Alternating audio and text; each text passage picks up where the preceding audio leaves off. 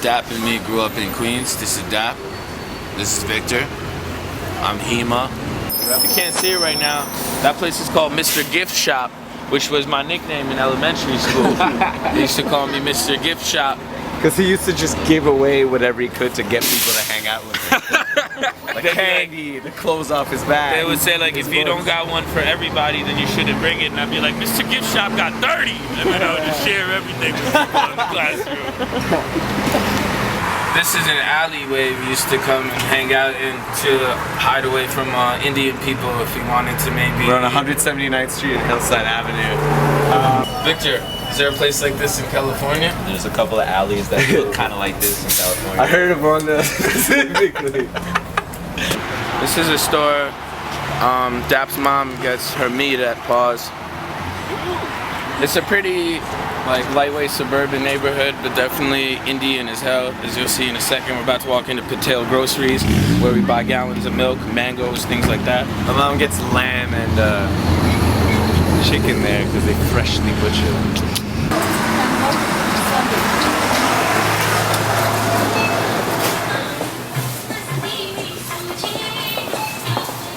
This aisle notoriously had ridiculous misspellings of all the vegetables, like years ago. Like they've really improved recently, but they used to be like all the signs were like completely misspelled in English. It's hilarious.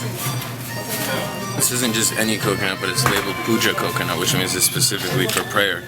But really, it's just a coconut. A lot of grocery stores have ethnic needs sections. Right. This entire grocery store is an ethnic needs section.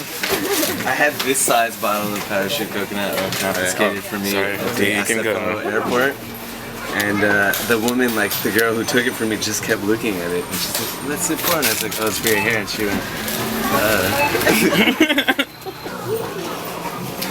like very important real people. And Oh, this is awesome. I have a mild obsession with like Indian steel food items. Right. It was weird when kids, non-Indian kids, or even some Indian kids used to come over to my house and they'd ask for water or juice or whatever, and I just had these like cups. And I remember this one kid was like, "What are these like slave cups?" And I was like, because I didn't know it was I don't weird. know who the artist, I forget his name, but there's an artist that takes all these types of Indian like food and like steel, even like things like scooters, like mundane things of Indian life, and just, I don't know if he paints them gold or like makes giant sculptures connecting like 500 of these types of things painted in one color, but I'll look it up and tell you later. Or you could read about it on my blog. What's your blog's name, Hema? It's nehrujackets.tumblr.com. This is my middle school, MS 172 Irwin Altman Middle School. Irwin. This was the cut door that not many kids use.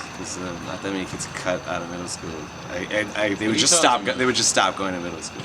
Oh, Not that many kids used to cut class. They would just never come. I went to middle school, not that far from here, but with more Korean kids than Indian kids. This middle school was like a lot of Indian kids. I'd say like the average 7th grader had a beard like this thick at this school. I grew my first mustache here, maybe around the 8th grade.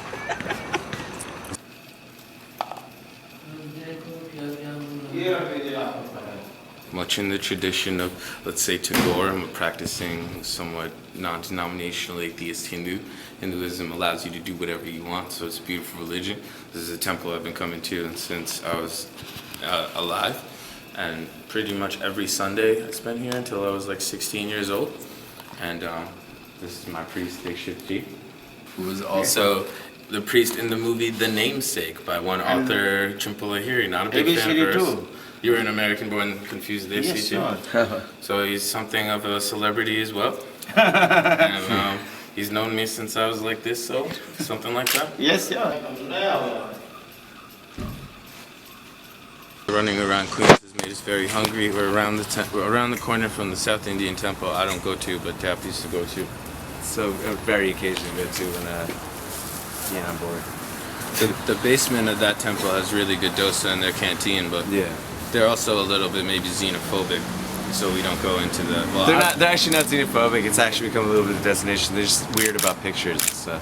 I know there's a take no photo sign which is weird, of like the menu, and like it's just like a basement with like some like folding chairs and stuff. Well, Dosa Hut around the corner is just as good, if not better. Well, actually, we're gonna do Dosa Hunt with Anand from Gay Slayer and Amrit and a couple people. We're gonna try to find New York's best dosa. Yeah. But it's probably It's either up there. here or there, so it's not Yeah. really much of a hunt because Right. it's on this block. How do we say back in the motherland? Bon appetit.